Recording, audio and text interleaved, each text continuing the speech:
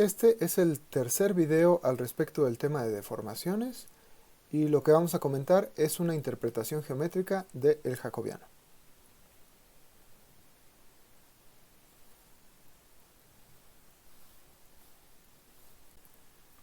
Bueno, comencemos con un esquema.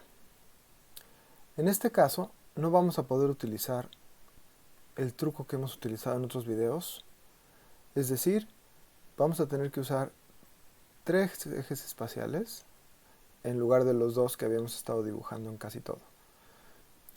Les ponemos los nombres a nuestros ejes, dibujamos un cuerpo aquí en este espacio, es un cuerpo tridimensional, y en el video anterior nos habíamos fijado en una pequeña diferencial dentro de este cuerpo. En este caso nos vamos a fijar en 3 de esas diferenciales que van a estar muy cerquita de este punto que acabo de dibujar. Entonces, para poder dibujarlas cómodamente voy a hacer un acercamiento y dibujamos grande esta región. Entonces, en esta parte tenemos el punto y voy a dibujar una diferencial de longitud en dirección de la primera coordenada espacial, y en principio la voy a pensar como en el estado relajado del cuerpo, es decir, no deformado, y por esa razón la voy a llamar dx1 mayúscula, vector. Le pongo el 1 arriba solamente porque después voy a tener que hablar de componentes de esta diferencial, entonces va a quedar el índice de la componente aquí abajo. Luego pienso, a partir de este mismo punto, pienso en una diferencial de longitud, es muy chiquita también, esta apunta en la dirección de la segunda coordenada espacial, por esa razón le voy a poner así este nombre de x2 vector. Y luego voy a pensar otra hacia acá. Igual le voy a poner de x3 vector. Entonces, ¿por qué quiero pensar en estos 3 vectores muy pequeñitos? Porque estos 3 vectores muy pequeñitos me van a ayudar a definir un pequeño volumen que está alrededor de ese punto que está ahí. Entonces, primero pienso en el área que determinan el vector dx1 y el vector dx2. Desde luego, no lo dije, pero estos son ortogonales de 2 en 2, y eso viene de acá, de que estos ejes que yo escogí de esta manera son ortogonales también. Entonces, yo tengo de x1 la magnitud de mi vector y lo multiplico por dx2 la magnitud de mi vector. Si ustedes me permiten, le voy a poner paréntesis para que no se confundan las Ds. Este producto me dice el área que tiene este pequeño cuadradito que se define con estos 2 vectores. Este producto funciona bien de esta manera porque los vectores son ortogonales. En caso de que no fueran ortogonales, entonces yo tendría que añadirles algo. Yo tendría que decir que esa área es de x1 por dx2 por el seno del ángulo que determinan estos dos. Cuando este ángulo es pi medios, entonces este seno vale 1 y obtengo el caso que tenía yo aquí arriba, ¿no? Entonces, esa es esa pequeña área que está ahí. Luego, esto mismo lo puedo escribir como la magnitud de dx1 vector cruz dx2 vector. Por propiedades del producto cruz, que en este momento no me detengo a detallar. Luego, a este valor le voy a llamar A mayúscula. Luego, lo que a mí me interesa es saber el volumen del cubito que determinan esta A que yo acabo de definir con este vector que apunta para arriba. Entonces eso, desde luego, le voy a poner B, es igual a mi área por la magnitud de ese vector que apunta hacia arriba. Esto desde luego funciona porque son ortogonales. Es decir, el dx3 es ortogonal con dx1 y con dx2. Eso también lo puedo decir de otra manera. Puedo decir que el dx3 es paralelo con un vector que representa al área y este vector que representa al área es ortogonal al área. Entonces, ese vector desde luego es justamente lo que yo había escrito acá. Entonces lo voy a escribir.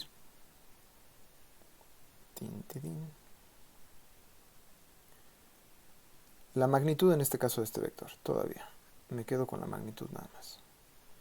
De x1 cruz de x2. ¿Listo? Y por el de x3. Todavía en el caso ortogonal. Y en el caso general, lo que tendría que hacer es multiplicar esta magnitud por el coseno del ángulo que determina este vector de x3 con este vector que es ortogonal al área.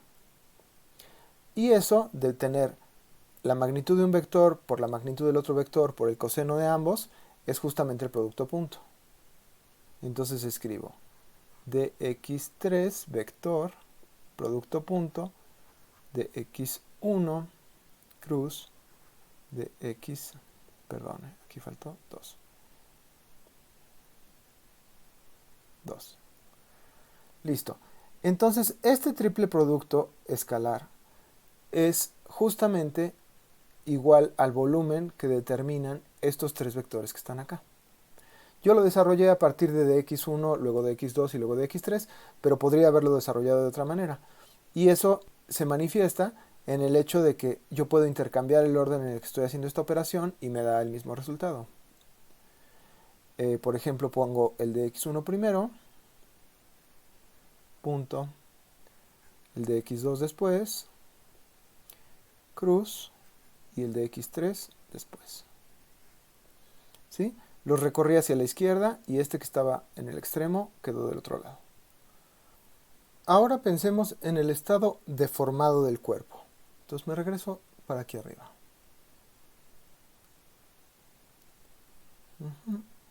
Después de un cierto tiempo en que evoluciona mi sistema, este cuerpo puede estar en un estado un poquito diferente, ¿no? Vamos a pensar que está así. Y ese punto que estaba originalmente acá, pues ahora terminó por acá arriba.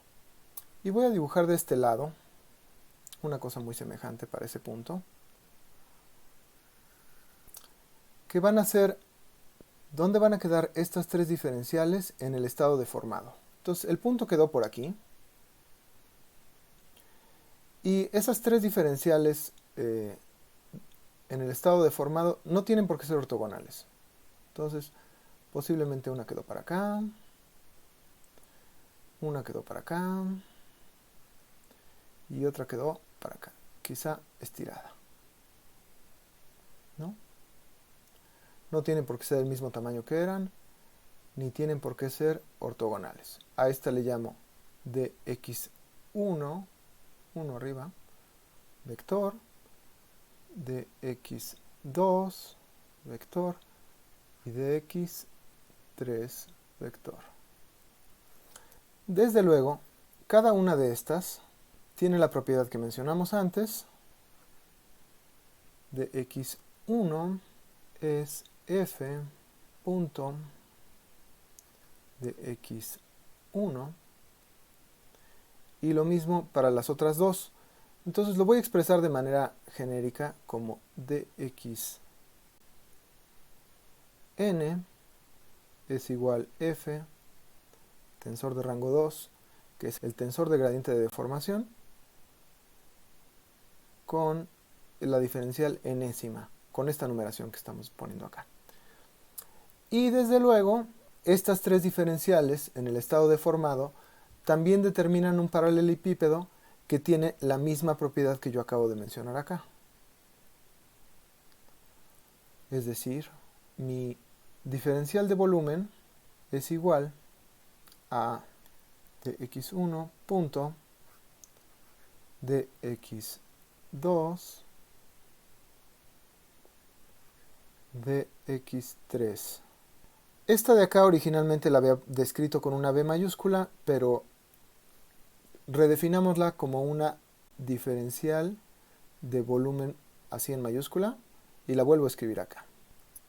Entonces, la pregunta del día de hoy es: ¿cómo puedo conocer el nuevo tamaño de mi diferencial de volumen a partir de el tamaño de mi diferencial de volumen que yo tenía y las propiedades de la deformación, es decir, el mapeo? Y la respuesta, se las adelanto, es muy sencilla. Mi diferencial de volumen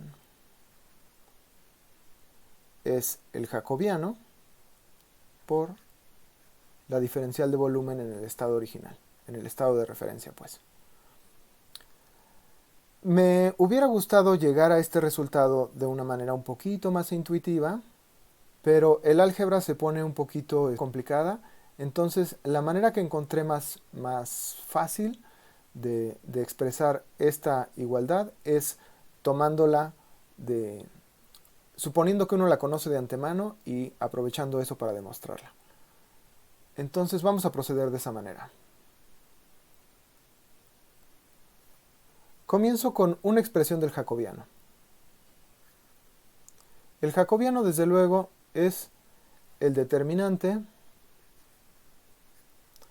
de la expresión matricial de este tensor de rango 2 que se llama gradiente de la deformación.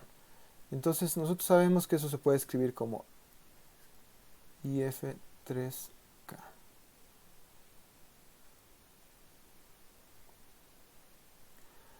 Ahora, aquí es donde viene una cosa donde yo aprovecho que ya sé cuál es el resultado. Voy a multiplicar por esta diferencial de volumen esa expresión que yo ya tengo. Entonces me queda y aquí tengo que poner lo que había puesto allá arriba. Otro símbolo de Levi-Civita aquí, escrito con índices mayúsculos, ¿por qué no? Y luego de x1 y mayúscula de x2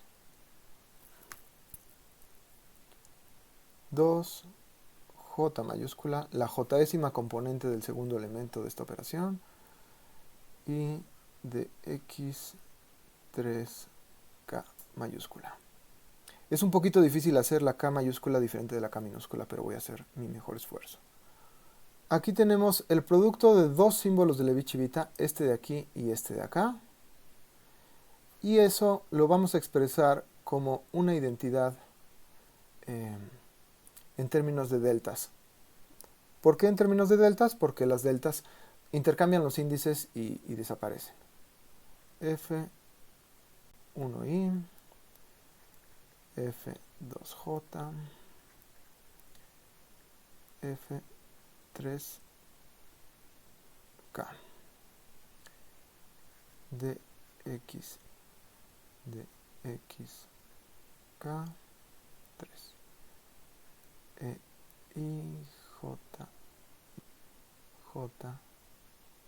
y k.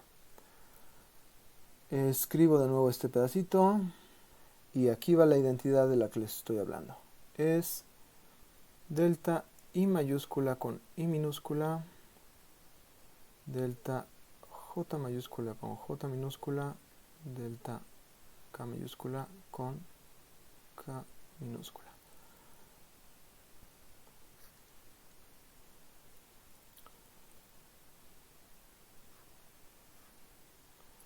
Esa es la identidad.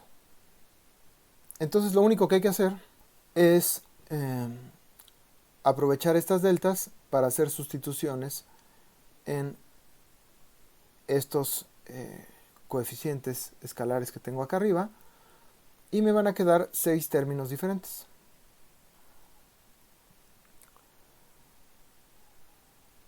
Escribo las diferenciales de este lado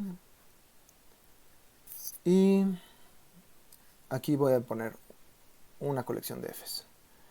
Entonces, esta de acá me cambia la i minúscula por una i mayúscula aquí. 1 i mayúscula. Este de aquí me cambia la j minúscula por una j mayúscula. Este de aquí me cambia la k minúscula por una k mayúscula. Luego, este de aquí, tomando en cuenta que también participa este de acá, me cambia la i minúscula por una i mayúscula y me cambia la j minúscula por una k mayúscula y este de aquí me cambia la k minúscula por una j mayúscula. Más. Con esa misma idea hago los otros 4 términos que faltan aquí. Entonces ahora voy a utilizar la propiedad que yo había escrito hace un ratito. Acá. Lo que tengo aquí es justamente eso, pero escrito muchas veces. La voy a escribir otra vez, pero en términos de componentes. Si me permiten, la voy a volver a escribir, por ejemplo, para la coordenada 1. 1, para que sea súper claro. Ahora sí, lo que tengo de este lado es exactamente eso. Tengo términos de este tipo, con un número al principio, y luego con un índice, y ese índice está contraído contra alguna de las diferenciales que está de este lado. Entonces, por ejemplo, este con este es exactamente la primera componente de la primera diferencial en el espacio deformado. Entonces voy a escribir eso. dx1, componente 1. Este contraído con este. Luego, este de aquí contraído con este de acá es lo mismo. La segunda componente, la segunda diferencial en el espacio deformado. Y este de aquí, lo mismo. Luego, en los otros 5 términos tengo cosas muy semejantes, lo que pasa es que el orden está cambiado. Entonces, por ejemplo, este de aquí queda igual. Luego, este de aquí contrae con este de acá. Entonces es la segunda componente de la tercera diferencial en el espacio deformado. Y, por último, este me da la tercera componente de la segunda diferencial en el espacio deformado. ¿Listo? Y entonces con esa misma idea hago los 4 términos que faltan.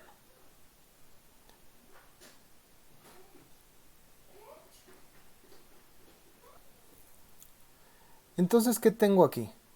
Tengo 6 términos. Cada uno de estos términos tiene 3 factores. Y además de esos 3 factores, cada uno de estos términos tiene un coeficiente que a veces es 1 y a veces es menos 1. Entonces yo lo puedo pensar esto como una suma de 27 términos, de los cuales muchos son 0 y solamente estos 6 son diferentes de 0 y están organizados de manera que el 1, 2, 3 tiene 1 y el 1, 3, 2 tiene menos 1 y eso es justamente lo que hace un símbolo de Levi-Civita. Entonces yo digo que esto es igual a E, I, J, K en minúsculas de X1 y de X2 J2 y de X3K. Si hubiera un poquito de inseguridad al respecto de cómo se están agrupando estos, lo único que hay que hacer es partir de aquí y escribir hacia aquí arriba y se observa que se tiene lo mismo. Entonces, esto que está aquí es justamente de X1 vector punto de X2 vector cruz de X3 vector. Y esto es justamente la definición que nosotros tenemos de diferencial de volumen en el espacio deformado. Es decir, con esto hemos concluido que la diferencial de volumen en el espacio de referencia multiplicado por el jacobiano es igual a la diferencial de volumen en el espacio formado. Que eso es justamente lo que estábamos buscando. Mencionemos dos cositas más, dos casos que espero que sean ilustrativos, dos casos particulares. El primer caso que quiero mencionar es cuando el mapeo, que puedo expresar por componentes,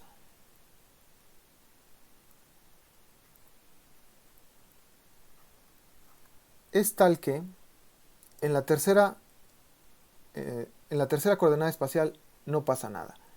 ¿Qué quiero decir con eso? Quiero decir que la tercera coordenada no cambia, es decir, la x3 deformada es la x3 original, y además que la primera coordenada no dependa de esta tercera coordenada, eso lo expreso de esta manera, y la segunda coordenada deformada no depende tampoco de esta tercera coordenada. Esto quiere decir que en la tercera dimensión no está pasando nada. Las únicas dimensiones que se están deformando son la primera y la segunda. Escribir las cosas de esta manera me permite darme cuenta que puedo determinar varias de las entradas de mi tensor gradiente de deformación. Entonces, de entrada, la parcial de la x3 con respecto a la x3 es 1. La parcial de la x3 con respecto a x1 es 0. Y la parcial de la x3 con respecto a x mayúscula 2 es 0 también.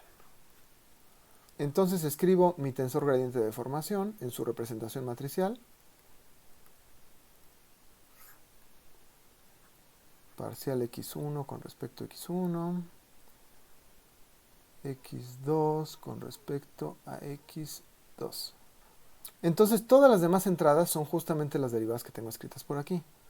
La parcial de x1 con respecto a x3 es 0, la parcial de x2 con respecto a x3 es 0, la parcial de x3 con respecto a x1 es 0, esta parcial también es 0, y esta parcial, que es la de la esquina, es 1. Entonces, esta sigue siendo una matriz de 3×3, pero la verdad es que la parte relevante está en esta pequeña matriz de 2×2 que está aquí. Entonces, esto me permite pensar en una deformación en un plano. Toda la información relevante está en x1 y en x2. Entonces, si yo dibujo x1 y x2,